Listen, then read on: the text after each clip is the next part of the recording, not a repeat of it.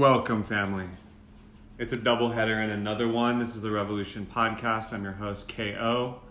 That's Conscious Bro, who I just interviewed. And now, interviewing his queen, the Conscious Babeski, in his own words, Alexa Martinez, also known as Lex. Welcome. Thanks. Thanks. Lex came back after Burning Man. Yeah. Always wanted one of those stories. Went to Burning Man, came back a... New name? Just my nickname. Spiritual name? Lexananda? Yeah, that works too. Oh yeah, Lex, Lakshmi. There's like a link up there. Lakshmi is the Hindu goddess of like wealth. So That's exciting. I just don't really want to hear any more Amazon Echo jokes, so Lex it is. Yep. So just so you guys know, it's not okay to say, "Hey Alexa, can you put on Coldplay?" No, okay. Just it's not okay. One mandatory Alexa joke. Well, this is pretty dope, y'all. I don't know if y'all know who this is. Someone in my audience may not, which is baffling. Alexa has been with Jordan, one of my bros, now for 3 years. Yeah, so three. We've been in the village together, and even lived in an unconscious hostel together at one point. And yeah, Alexa is an expert, I would say, in the real mainstream sense of the word, in all things sex, love, relationships, and actually like the tactical, very specific pieces of it, which I admire because I tend to go the other way. I stay very mystical and broader strokes, and it's poetic, and like, you know, Tantra can be very specific with energetics, but as far as like the dating side, I think that's something that's your superpower, if dating? I can project. I am really good at dating. I crush dating. I mean, Jordan flew halfway across the country to meet me in person, so I'd say I was winning at something. I just in the things that you say that like you're more in this direction. Jordan. What? Little's gonna start barking. Okay. All right. Gotta manage Dogs. The fur babies. I can hear it coming. So you say, you know, you have this particular direction that like you're more into, longer, broader strokes, Tantra, that kind of thing. I definitely feel like my feet are firmly on the ground in the real world, and I really appreciate when we're all together that I get the broader perspective and broader ideas of what I can bring down into the real world, and like package it into these little tangible things, because people will come to me for whether it's like I want to date better, or I want, very simply, I want better sex, or I want different sex, or I want different things to show up in my life. Like when I hear the nuggets of wisdom and mysticism and everything, then like I love the opportunity to learn that from you, and of course learn that from Nadine now, and like have the opportunity to infuse that with some of the stuff that I do, because I very much am like, yeah, that's great and all, but what about the people in the real world? The people, when I say the real world, but like average Joe, how do I have the opportunity to inject that and infuse that? So. Totally, and thank God, Goddess, that you're doing that, because somebody's got to translate it, down to us muggles, right? That was a dark, conscious joke, but I'm a Harry Potter fan. Yeah, me too. Slytherin house? Yes. Yeah, I'm torn between Gryffindor and Slytherin. Which, by the way, the 4 houses of Harry Potter are the 4 archetypes: King, Warrior, Lover, Magician. Oh wow! I never thought of it that way. Yeah, it's like it shows up in everything. But great. So moving right along, when you are, and for those of you who don't know, Alexa runs like an amazing Facebook group called the Kaleidoscope, which is huge and is all things sex, love, and relationships, super transparent, full of resources. And you also coach women and men? Or Mostly women. I just now have, I started a contract with a male client for the first time in about 2 years, just recently. Yeah. So that's exciting. So serving both sides, but you teach people how to upgrade their relationships, dive into the grounded nitty-gritty of sex, love, and relationships. And you help people and train people how to do that for others, right? Yes. Now, course I didn't start out doing that, but I do that now. Like people who are teachers and healers and coaches, if they want to incorporate more sex, love, and relationships into what they're doing, or they Right. want to gain knowledge that when those things come up in their work, because it's inevitable, even somebody who's a health, Yep. fitness, nutrition coach or mentor, it's going to come up at some point. If they're working on the mindset stuff, like why are you doing this? Then sometimes it's for a partner, or because they think that that's going to lead them to then want to have sex again, or like there's just so many things that can come up, or my partner is pressuring me, and then relationship dynamics, and it shows up in all the other areas. And sometimes I have clients that are like, I feel totally ill-equipped to handle this. And then another, static. And then, Just kidding. like, I feel ill-equipped to handle this, and then there's a part of it that's my own shit's coming up. Like somebody else I'm working with is like telling me about how, she wants to lose 10 pounds or 20 pounds. Maybe that's not broad enough, like maybe 20 pounds, because she hasn't had, lost a sex drive, or her partner hasn't wanted to have sex in a year or 2 years. And it's like, they think that if I lose this weight, then that will lead to more sex or drive or something. And so if, I've had clients where it's like, they're working with their client, and that comes up, and it brings up a bunch of stuff that's unresolved in them. Right. So I've just started to work with people in that capacity as well. It's amazing, yeah. I mean, so needed. And I mean, as we know, one of my favorite catchphrases, I think someone else coined this, but from the bedroom to the boardroom and back again. Mm-hmm. Like they're directly informing one another. And, really any form of coaching, mentoring, that kind of work that doesn't address sexuality and desire, you're playing with, only a piece of the deck, and it doesn't make any sense. Right. And I mean, speaking of the deck, do you want to draw one of those? Sure. We're shamelessly promoting Oracle cards in here. So I just want you to buy this deck later with my affiliate link. Rebecca Campbell and Danielle Noel. Let's see. Great way to set the container. What is the message? What is the deeper message? Let's let spirit speak. Make sure to pull with the left hand, because that's the hand of receiving. Oh, fuck, I pulled the void. Talk about receiving. Yeah, one of my clients I pulled this card for her yesterday. She pulled it through you, though. She pulled it through me, the void. Yeah. Stop, embrace winter, the great cosmic womb. What's that bring up for you? What's the meaning you assign to it? That's in the darkness, and I processed this out with Jordan yesterday too. We were talking about it, that in the darkness there's also white space, and like stop for a moment, or take pause from all of the doing and all of the trying to grow and be and expand and all of it, and be in the void. And then where there's dark, there's also like the essentially white space that can come of it, if there's just to stop for a little while, and then what's going to come through on the other side. So it's like be in the great cosmic womb, gestating. Yes. To see what's going to be birthed. I liked all the buzzwords you used there. Yeah. You could feel that. Yeah, well, operating in the real world, but definitely head in the clouds, so. Yeah, I mean, the void space is really important, and it's the primordial feminine, right? The womb, the black hole. It's the place of nothing, no thing, because form is like more masculine energy, if you want to go into the philosophy. So I think that's pretty interesting. Let's see what I get here. Another card. I just kind of let my hand tell me what feels warm, which is this one right here. I remember.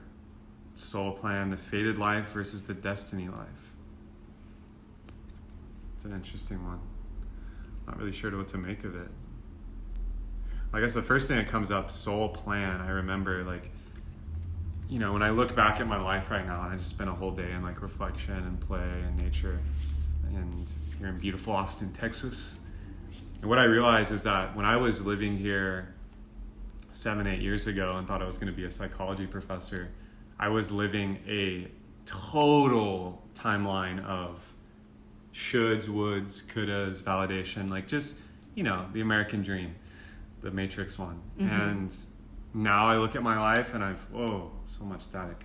I've just completely crushed all my goals, and to the point where like I'm feeling into the new goals or the new levels of what I really desire in health, wealth, happiness, and music expression, business. And yeah, it's like a soul plan. Like, you know, everyone says this, but I'm living it, and I think everyone's living it, whether they know it or not.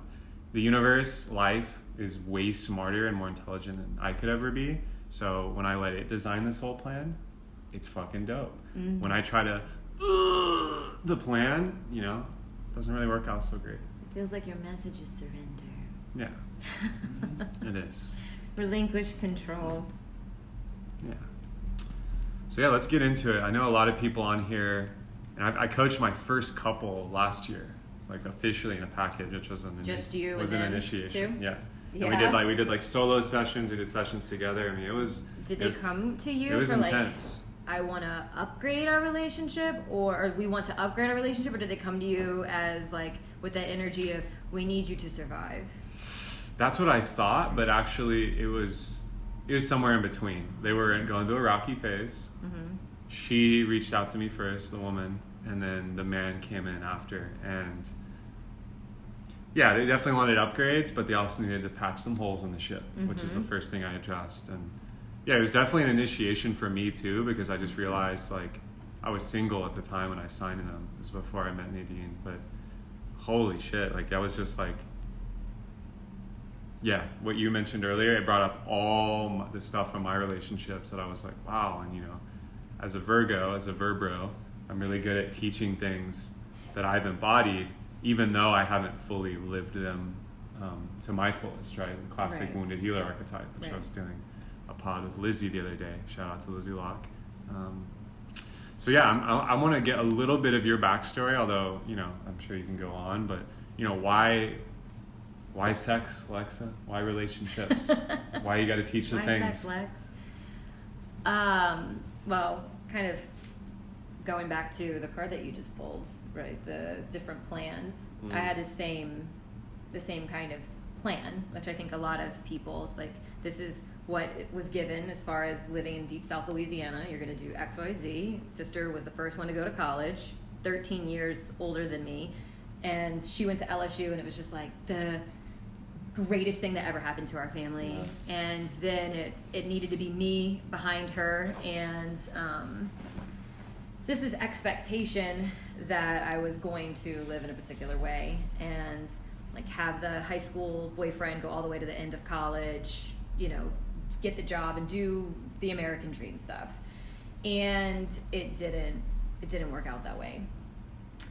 Spoiler alert. Yeah, it didn't work out that way. And like being choosy with what I want to divulge into, so I kind of skip the details and go right into after college, graduated with a degree in science, thought I was going to do something medically related, when forensic biology just didn't pan out because I was just miserable in labs all the time. And so left college, then joined cruise ships. So I lived on luxury cruise lines for almost 6 years, traveled around the world, it was a full pendulum swing. So I was used to a very small town, and even in college, going to University of Southern Mississippi, Hattiesburg, very small. It was only an hour and a half away. So I barely traveled at all, had the opportunity, led there by a guy that I had met. So that's a whole other story, but was led to ships. I got into this relationship, spent 4 years in that relationship, and then another 2 years on ships by myself. That brought me to 79 countries, every continent except Antarctica. Would you actually like disembark and explore each place? Yeah. That's so dope. Yeah.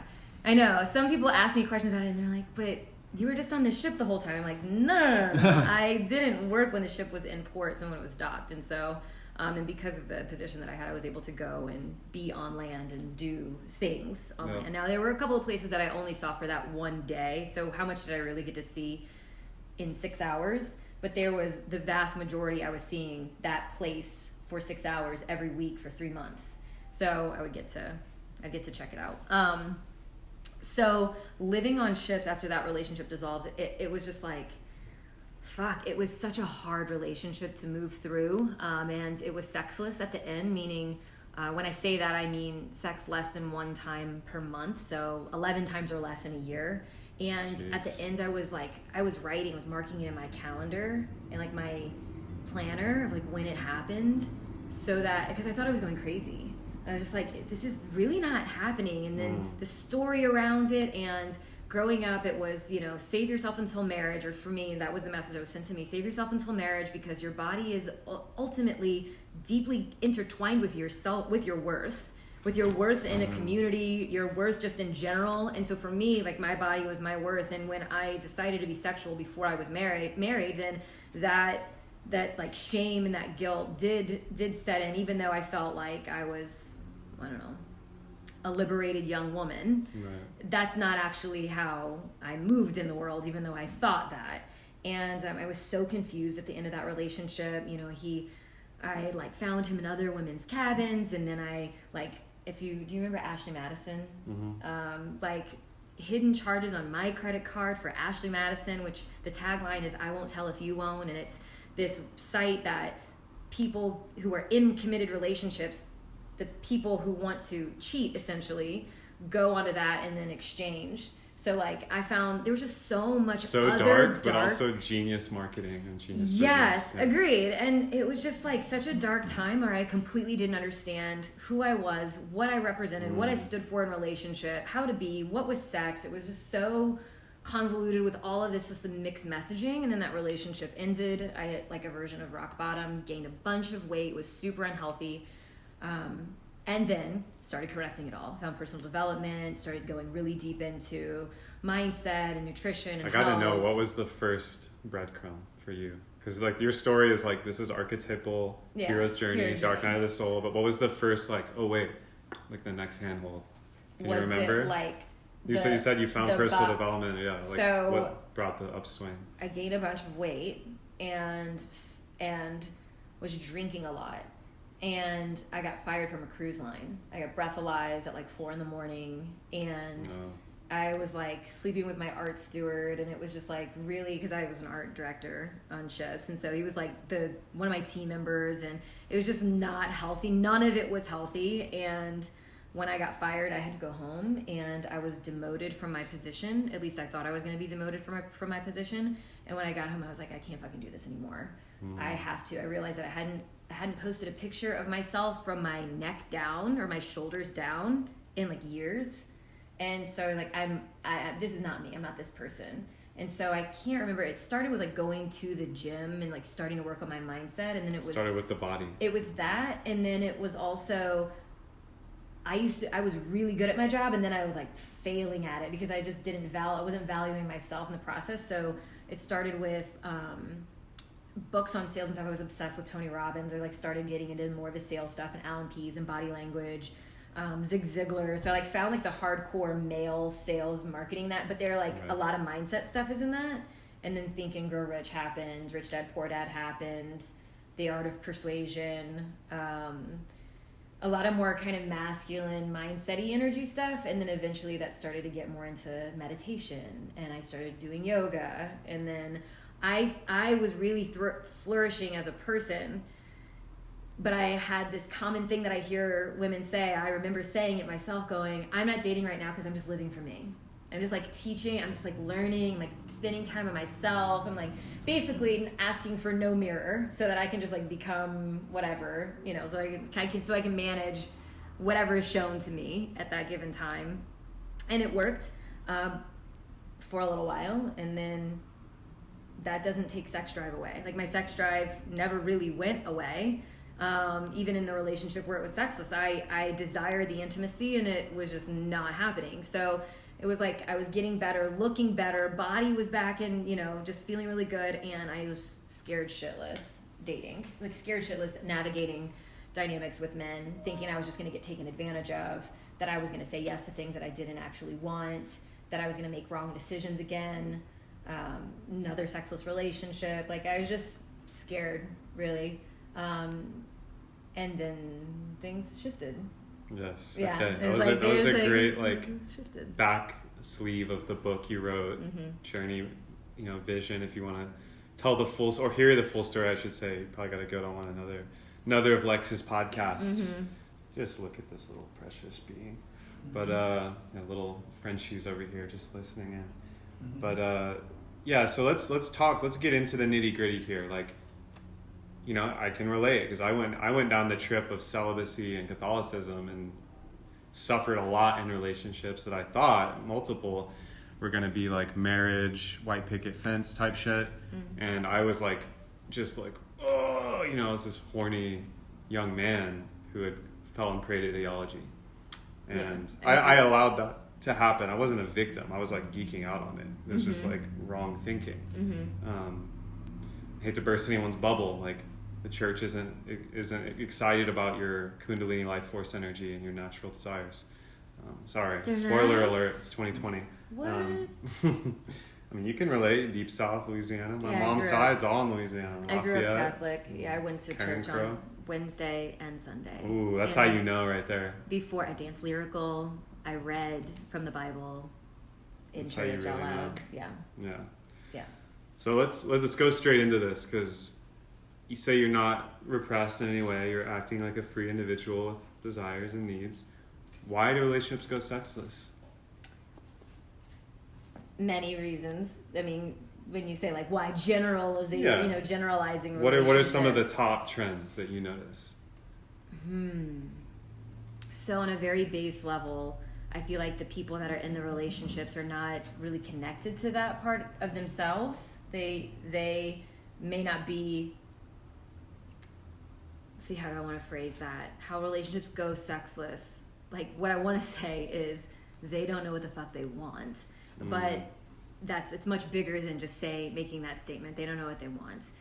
What kind of activity do they want to have? What does the intimacy mean to them? What does sexual intimacy mean? Like, what do they think they want when they say they want sex? Or what do they think is happening when they're refusing sex? Like, there's just this deeper, what do you desire? And we were talking about this just a little bit before, is that it's not, I hear this a lot.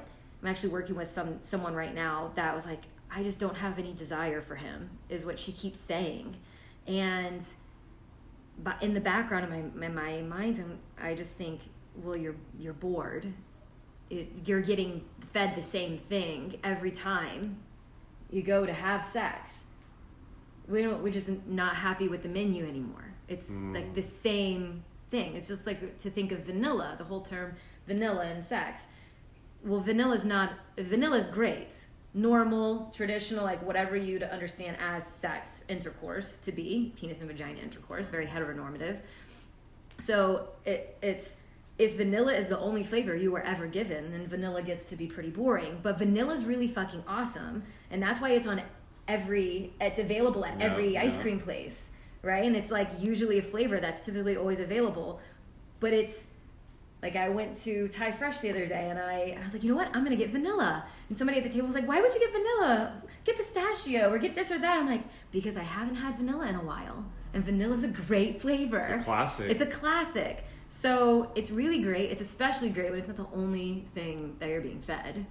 And so just the whole idea of like, there's so much more available as far as sexual expression. There's so much more that sex can be than a quick break off, stress relief, or I got to do this because it's the only thing that I understand as intimacy or closeness. This is the only thing that really I understand is this is now we're close.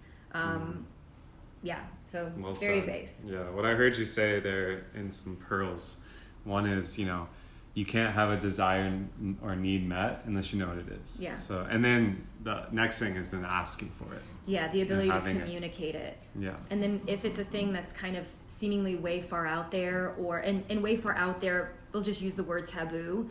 Taboo is relative. What's taboo or like brings up taboo, the feelings associated with something being taboo for me might be very different to you. Because I could say, anal sex, and someone's like, and for me, like I talk about anal sex all the time. I might talk about or might be watching something or go to a workshop, and then we start the conversation of fisting, and then I can, or the conversation of water sports, or just like completely different things that people are into, and then people's like sensation, it's different. Like what's gonna strike that in you is gonna be different to what's gonna. I guarantee you, someone's feeling sensations when you said shifting. When you shifted to speaking about fisting. Oh, it's like whoa. It's like whoa. Someone's feeling sensations. Yeah, I can feel them. I can empath your sensations. Like I know a sex worker in California that has literally she has tattoos of lines that mark the like meters per arm, and it's like if you can get past this last one, she will tattoo the new ring.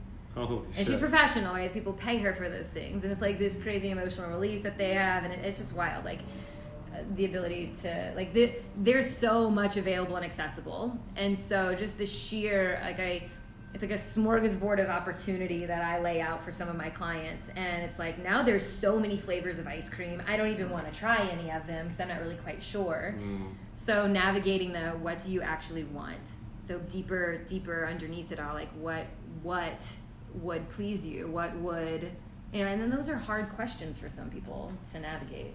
So you got to give yourself, to me, you got to give yourself permission to go there, to start navigating, to start understanding, to like get the knowledge that is required in order to be able to like somewhat understand what you want. That way you can communicate it. Right. Yeah, it comes back to everything, but I think this one is maybe the one that a lot of us, I know I was conditioned not to ask or even understand my desires and needs sexually. So it's like, well, I think from a man's perspective, like we also like lots of flavors, as women do. And in my experience, it's like I actually needed to go without some of those flavors to actually realize I wanted them or needed them. And then on the other side, I needed to experiment to understand that, actually this doesn't really do anything for me. This is just some conditioning from porn or an idea I had from Hollywood culture. So it's like, right. That's where I find a lot of that's where the juiciness is for me with the couple conversation, or if you're not even in a committed relationship and you're just having this conversation. What I noticed through time, like for myself and then working with certain people, there's like this desire to have different or novelty, and some people will choose novelty in having lots of experiences with lots of people, and the novelty is in the new energy of that person, and may have a few choice things that they are their go-tos, but then they get affirmed because those are good go-tos and they lead to big explosive maybe orgasms or like great experiences, but the novelty goes away, and then we're required to get a new person, a new experience, a different container. Some people go down a rabbit hole of, I want a bunch of new experiences. It can be with the same person, but it's just like needs to constantly be expanding and expanding. So some people like novelty and newness with a partner, and some people like novelty and newness with the different types of sex. Right. And some people, just throw it out there, are totally fine with what they get, vanilla every day, and that's okay too. Or no sex at all. So. Yeah, and bless those people. Bless it. We're not those people. I would never choose that, but yeah. Respect your choice. So, this is a thing in Japan, like being asexual, and like it's just like it's kind of wild. In the future, when sex bots get really advanced, and this is going to be in the book that I have coming out, it's one of the chapters on the future of sex. Like, if sex bots get advanced enough, like, will we see global population decline? And is that a bad thing? I was going to say, and where is this going to start first? And is that a bad thing in that area? It already is in a lot of ways, and I don't think it necessarily is a bad thing. It's just another type of selection. Right, and nothing will take the place of having an experience with another human body that you're connecting with on a really deep level, on an emotional level, that kind of thing. To me, I see them as completely different things. Like this can fulfill a need, like porn essentially can do for some people. This can fulfill a need, but the desire to have human-to-human connection is not going to go away. So saying that there's advanced sex bots doesn't mean that we're going to start choosing sex bots over a person. Exactly. Yeah. I think it'll just further exacerbate the people that are going into that technological state, maybe disassociative is what I might call it, or name it. Yeah. And then people who are like all in on intimacy, leveling up the human quality. So I have a separate question. that I thought of a little ago. And I was like, where did that question go? We just talked about some kind of, first off, may I ask this question? Yeah. I touched on like a couple of kind of out there things, and I know like some of the questions or some of the discussions that we have, like as just friends communicating and talking about this stuff, like we do. Talking about more tantric rituals and different things. Like when I say some of the maybe edgier, like BDSM, that kind of stuff, is there anything in that world that you're curious about and maybe potentially want to bring some of that into more of a conscious tantric or ritualistic container, or some stuff that you just like straight want to try or do just for the fucking fun of it? 100%. And I've talked about this with the queen.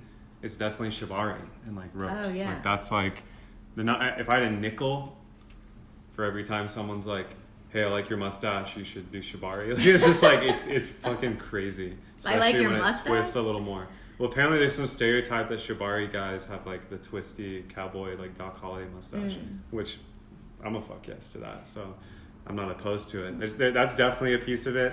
Yeah. And I have experimented with that, but I'm talking about like deep dive immersion.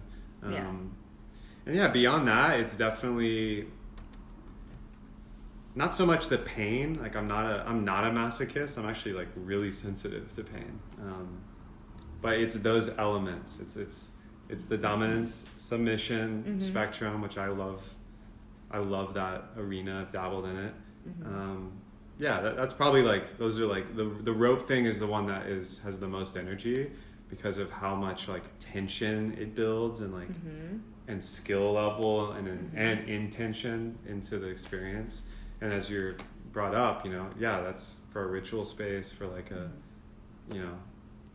I mean, those are actually the most powerful experiences I've ever had in intimacy, were ritual spaces set up with tantric elements, a lot of sensation, like enhancement, but then with role play and with dom sub dynamics, entered a complete altered state of reality, not a single drop of medicine, just like, whoa. Right. Well, the ego that you understand as you and your identity is like way away somewhere. If you go into like the difference between role play, we're going to play teacher student.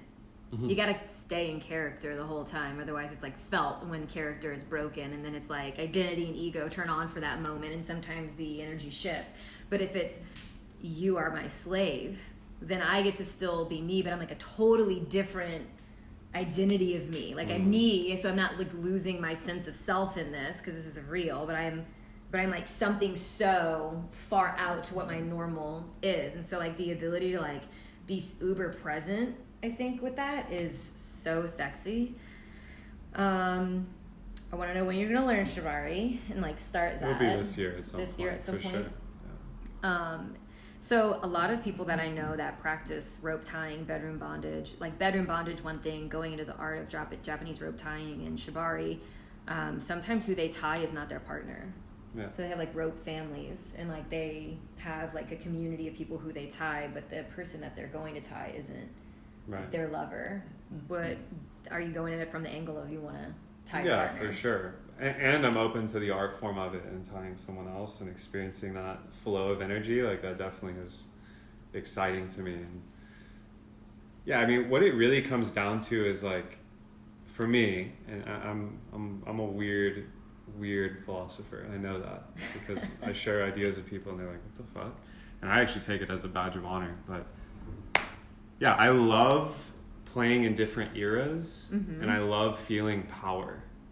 Like, and the sexual power is a very unique flavor of power, but not to sound like a complete fucking tyrant in the old masculine style, but like it's that energy and like being healthy and in consent with it is so healthy for me. And I'm sure there's lots of like psychoanalysis you could do as why I want that and desire that, but that's what has drawn me towards it. Have you read 48 Laws of Power?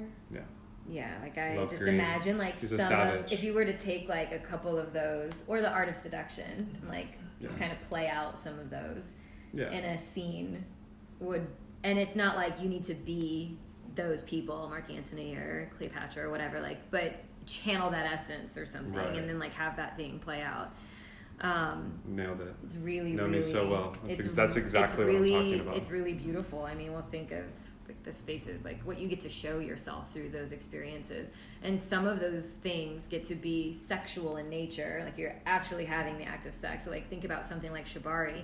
I just said rope families, and those people are not partners. It's something that's very erotic and very sensual, and there's definitely a sexual energy to it, but a lot of the times the people are not having any genital touch, any sex at all, but they leave satiated. They feel like I fully I fully created that container and dominated that space and held that person, and then the other person is fully satiated, and you know, depending on where they were able to go in their ability to surrender into the rope, orgasmic. It's an altered state. So subspace, right? And I always like to like presence that sex, while yes, we say sex and a lot of times people mean penis and vagina intercourse, or gay sex or lesbian sex or whatever kind of sex that actually involves genitals entering other holes and orifices, and yes.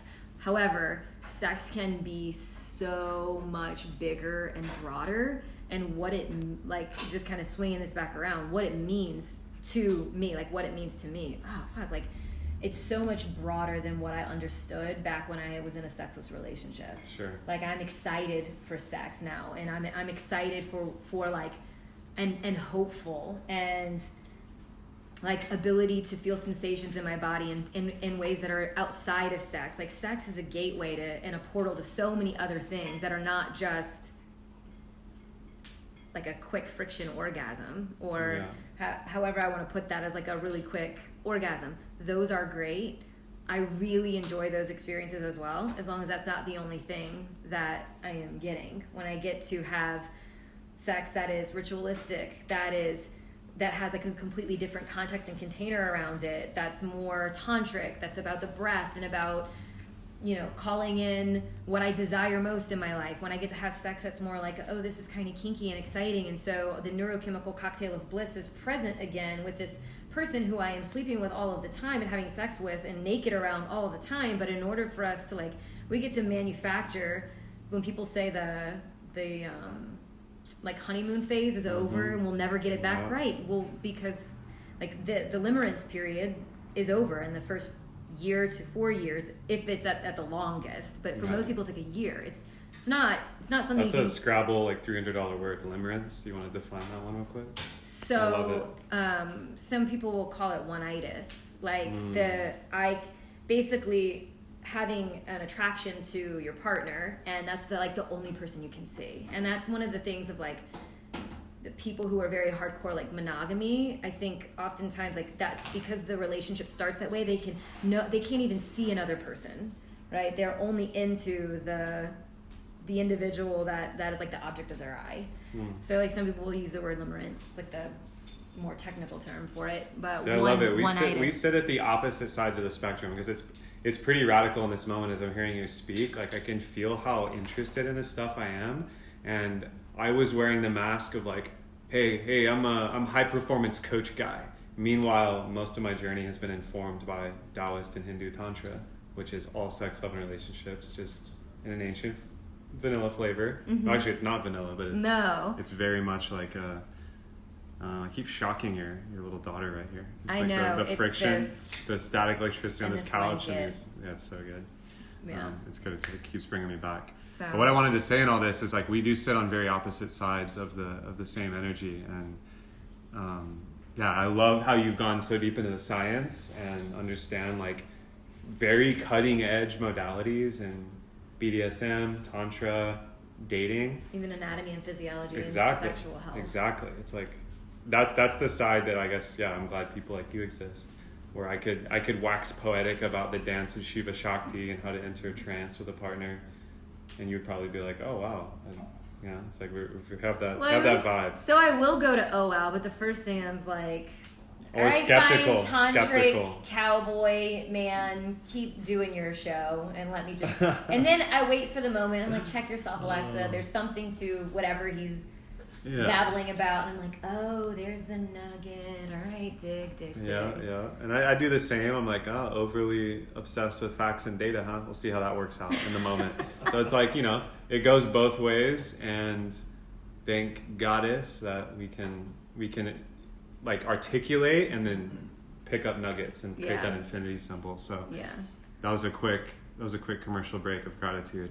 Now let's get straight into, you just had your first Burning Man experience. I want to hear about polyamory, threesomes, orgies. Throw out some buzzwords, because polyamory, I mean, let's be honest, it's so hot, right now. It's every 5 minutes, I feel like a new person that I've known comes out on Facebook, and it's like, so-and-so is now in and it's like bold, and they have this like sexy picture, and open, really, it's like a status thing now. Like, it's kind of like out of control, in my opinion. I feel like it's another one of those things that sometimes people are choosing to like go in that direction, and for whatever reason they've been sold a story that this is with the way humans are supposed to be, and all this and the other. Well, Sex at Dawn has done a lot of that. Well, the thing is that I believe I believe it, and there's a lot of evidence for sure. Yeah, absolutely, and we still get to choose how we want to live our lives. But if those individuals that I believe that you're referring to go into it with thinking that that's going to be like, they're failing at traditional relationships because it's just not conducive to like being a human, and not doing the inner work in order to like do conflict resolution and nonviolent community, like to be able to like be a good person in partnership. It's like, why having an open relationship does not make it easier. It makes it significantly more complicated. Like you need to have really on point communication skills, and depending on how many sexual partners you have, like you gotta know what the fuck's going on in your body. So it is like a full call up for some people that actually want to do life that way. And I think that it is legitimately what some people are best suited for, but what it requires in order for it to be successful and fulfilling is for the people involved to be next level with their personal development. Yeah. And I think that there's a lot of people that are going into it, and that's not what they are going to be doing. They're just going at it thinking that, well, if I just say I'm poly, then I get to do what I want, and I live in this no attachment, and I'm just like, I'm picturing a very spiritual guy saying this, which to me feels oddly feminine, so I don't know why anybody wants to fuck that guy anyway. Well, spiritually reversed polarity women and they're masculine think that that is the shit. I don't know about all that. I don't know, maybe. Well, this is a new, I'm an investigator, and I lived through it, and I believe that the New Age dogma, which it is a dogma, there's a lot of different areas and flavors, right? Way more than vanilla, is completely fucked. In dating, it actually reverses polarity, so it makes men like women and women like men. Say the first word again. The what makes this happen? Just a lot of the dogma, ideology, and distortions present in the New Age, which it's the same traps from the traditional religions around sex taboo. Because let's face it, what's the biggest taboo on planet Earth? It's sex, and beyond sex, it's like who we really are. Mm-hmm. Like Alan Watts has a book that's amazing called On the Taboo Against Knowing Who You Really Are. And he's writing in the 60s, when people are waking the fuck up. And well, guess what? We came from a sexual act. We're sexual beings. It's creative life force energy. So there's a part of us that's deeply that. And I think that's why it's taboo, less than like, well, we want to know who's having sex with who. We want to control disease. We want to control birth rates. That's all bullshit that the health institutions will tell you. Mm-hmm. The real reason is because as we've been speaking here on so many levels, living into sexuality on a meaningful level is like the ultimate personal development and realization. Absolutely. The things that I have learned in partnerships, especially when it comes to sex, has been the greatest teacher for me. That's like at the end. And I, as far as my life has gone up to 31 years in existence, but and I look at it as something that I'm going to give that like throughout my life. Like I'm going to know that one of my, I don't want to say my North Star, but I kind of want to use that language. Like there's so much more and thank goodness, there's seemingly always so much more that I can learn about myself through partnership and sex and who I am underneath all of that. Because for me, my ability to connect with my body, my ability to be able to connect with my source, creation, all of that, my identity on a deeper level is like my ability to show up and live my best life, my most authentic life, my purpose work, all of that. And if I'm completely disconnected from that, then, you know, and if I don't know how to honor that, where else am I not honoring myself? If I don't know how to ask for what I want, what my body needs, or what I crave, or maybe up against an edge, if I don't have to ask for those things, then where else am I not able to ask for? And if I can't receive pleasure here, then where else am I like dulling and dimming in life? Yeah. So, wow, it's a new bio for you right there. You gotta get that transcribed. It's fire. So you asked me about polyamory and open and then like threesomes and stuff. Did you have like, were you just generally curious about that? Well, I think you answered it. Like, yeah, I'm curious how all of this, you know, let's bring in the new level here. Because I think a lot of people who haven't been to Burning Man just thinks it's a fucking drug-fueled orgy in the desert. It is. Which for some people it is. It is. The drug-fueled orgy. Well, in the yeah, desert. I want to hear like your trip report. Because I did my third Burning Man 3 years ago. I'll probably do my fourth this year. Yes. And I want to know, like, yeah, what was your... I forgot to ask Jordan this. It'll have to be in another one. But yeah, what was your take from the lens of sex, love, and relationships? So it was one of the most challenging things that like I've ever done. Was survive in Black Rock City. It was hot as fuck. I was not my best self all day long, like every day throughout the daytime. This like ultra white girl was just losing it, like in the sun. There was no amount of sunscreen nor shade. Like it was just challenging on another note. And at night, just the potency of the energy. Like I thought, there was one night, you say the trip report, I think we told you about this, like we thought we just took a microdose of psilocybin and tripped face at Camp Mystic in the corner of the tent, and it was just like, holy moly, like what is happening here? So like, you know, I just have feels about the psychedelics and the whole like drug infused like whatever in the desert. Because Burning Man itself is a drug, I feel like. Oh yeah. Yeah. You can be. I'm sure you experienced it. Just walking around completely sober, just water, whatever. You are frying balls just on the energy of that place. It's incredible. So, yeah. As far as like our relationship, it was challenging and beautiful. And as far as sex, like Jordan and I, one particular experience, we went to the Sacred Sexuality night at Camp Mystic and had our first public sex experience.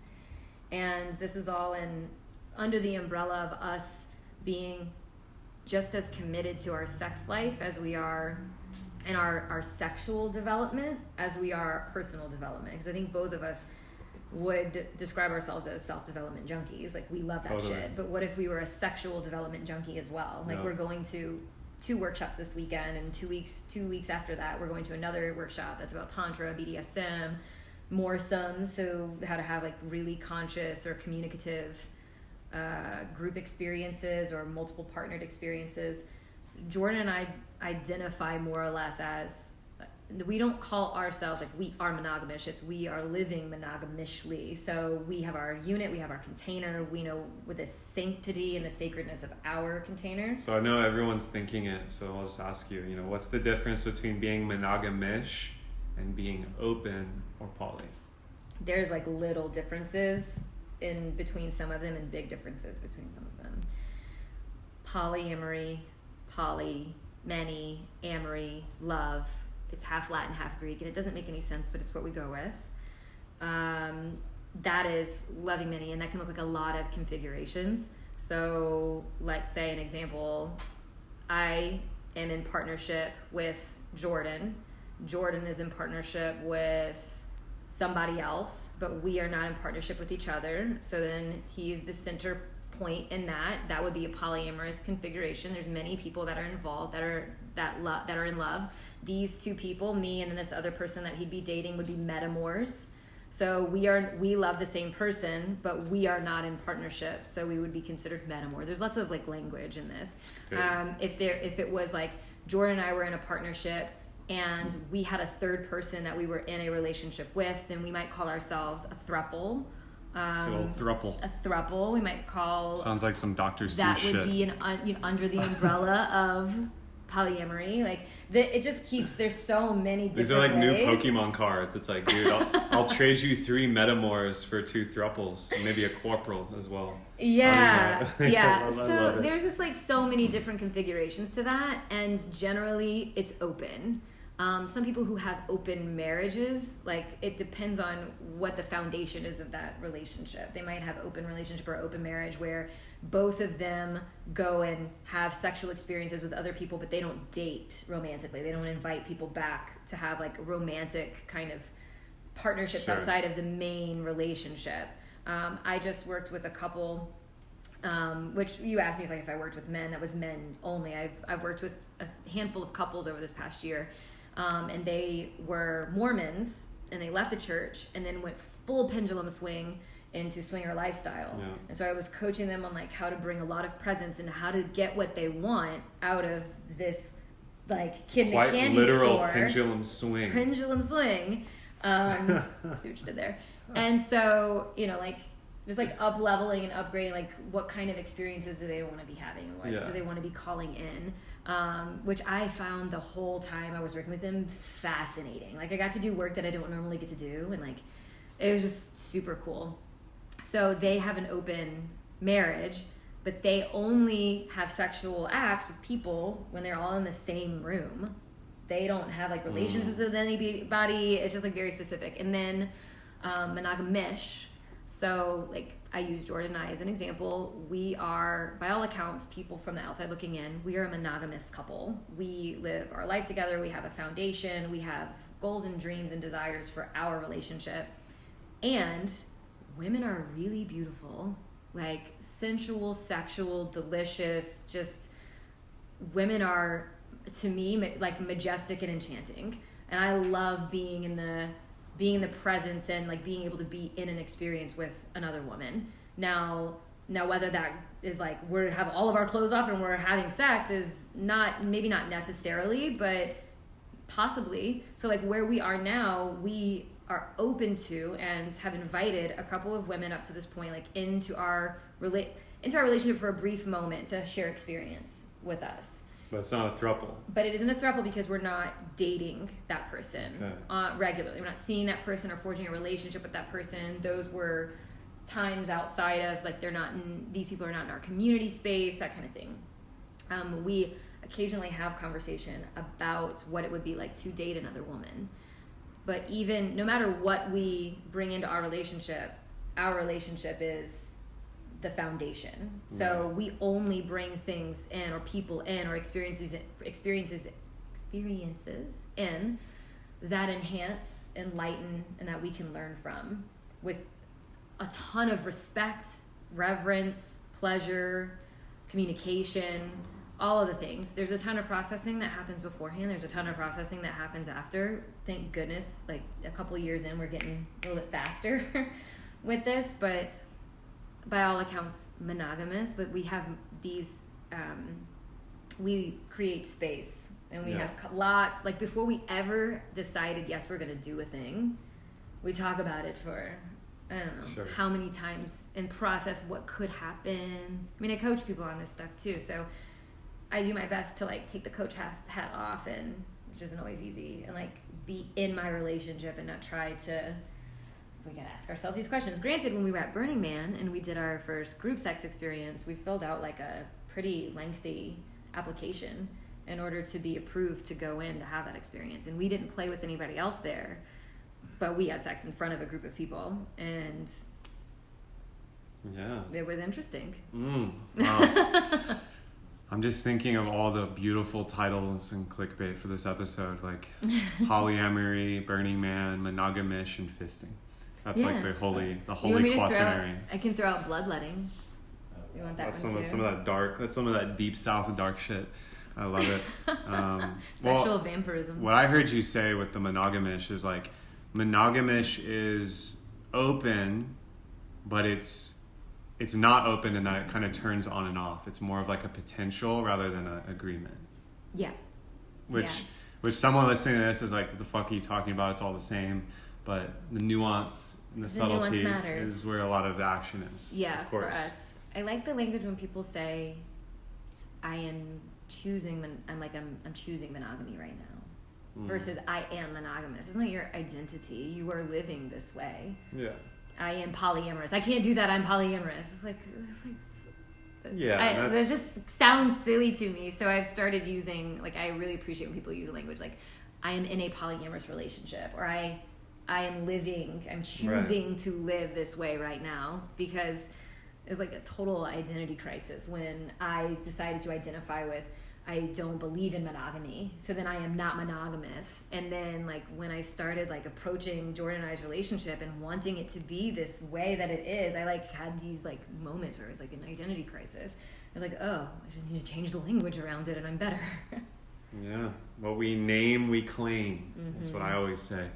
And language is the front line, fam. As we all know, you can't describe a reality if we can't live in it, and we can't live in it unless we can describe it. It's this paradox, Ouroboros kind of thing, and yeah, that's why I love articulating things with precision and clarity, and I also love that about you, because you, like me, are good at that.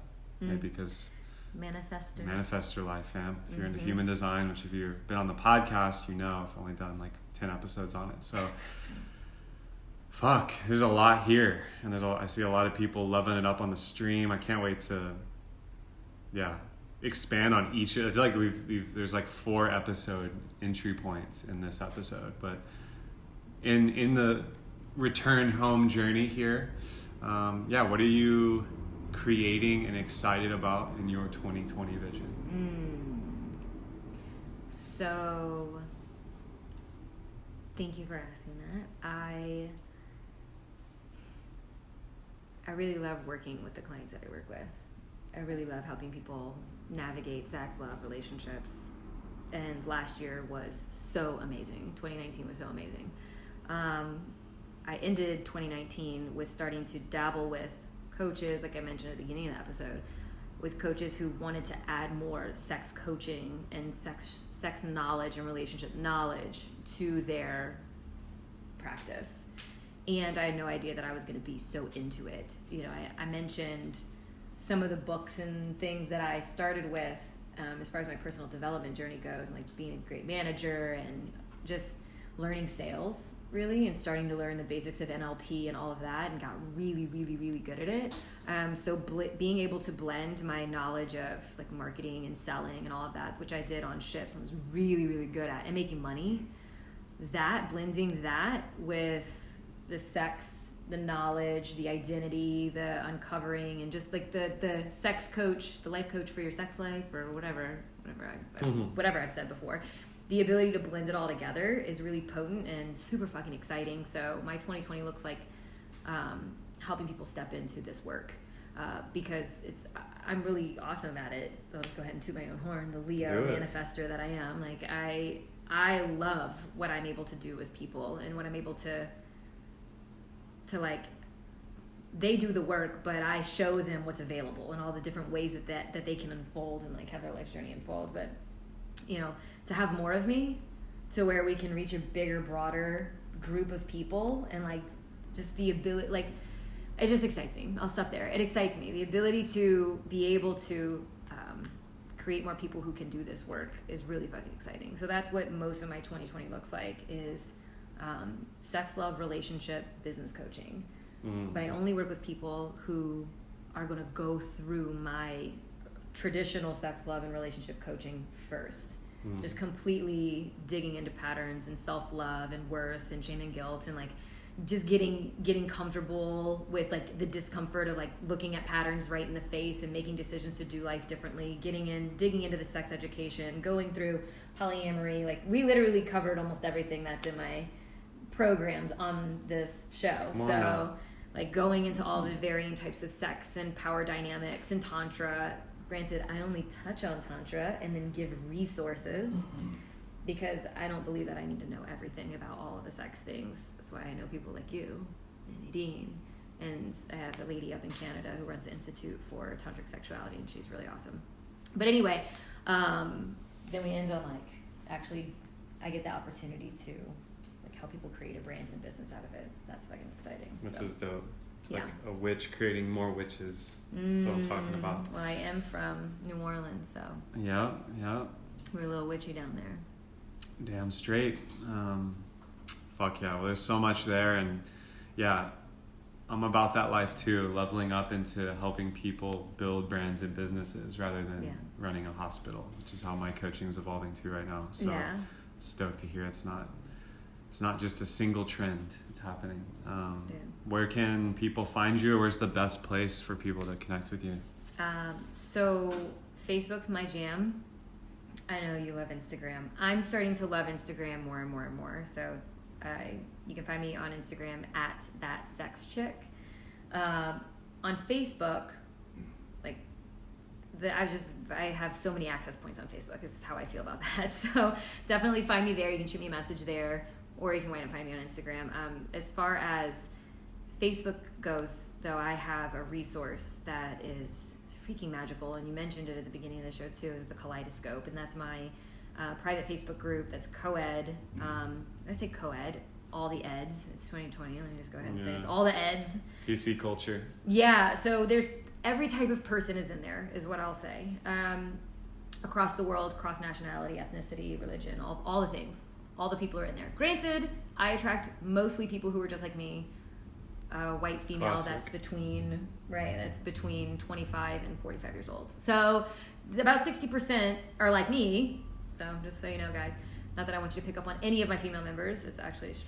don't use game. Use anti-game. Use anti-game and it. ask in the group before you message anybody privately. But that's besides the point. That group is really awesome. It's been featured in the New York Times. Because of that group, I've had many opportunities that have taken me from managing that online space to like delivering workshops.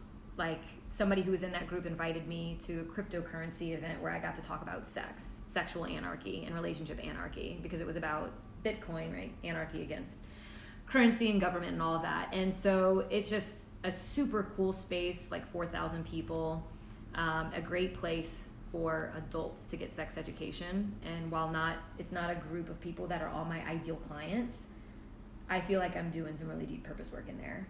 And yes, my clients are oftentimes in there, but just the ability to have a group of people talk about sex in a non-sexual way is so fucking refreshing, where it's like, okay, we could talk about the weather, or we can talk about your last orgasm. Let's talk about your last orgasm and make it that normal of a conversation. So good, so healthy. Let's normalize our bodies, for fuck's sake. It's just our body. Not just our body, right? It's anything but ordinary. It's this amazing temple. But the absurdity, and McKenna said this, Terrence McKenna, one of my gurus, the absurdity of the 20th century was that we have illegalized plants, which doesn't make any fucking sense, and ideologically defined the human body, which means all these like ideas, taboos, things about the body, right? Which is just like, yeah, I'll let you chew on that one. There's a lot there. This has been a really good episode, and I think, yeah, if you watch the 2 episodes right now back to back, or listen to them back to back, and they'll come out on the podcast back to back. But Jordan and Alexa, from anti-game to polyamory, monogamish, BDSM fisting. BDSM, all the things. I mean, we got the full spectrum here. I trust a lot of people are getting a lot out of this. Grateful for you. Go check out the Kaleidoscope if you're on Facebook. And if you are a sexual, intelligent being, I imagine you're going to benefit a lot from working with Alexa. So, all right, fam. I think that's it. Let's sign it off. Appreciate y'all. This is the Revolution Podcast. Really would love a review on iTunes if you're feeling kind, or if you got turned on by this episode. We'll see you next time, fam. Sharing is caring. Love you all. Tag somebody who needs to hear this, especially if they're fucking dope. That's a little, she says bye. Bye.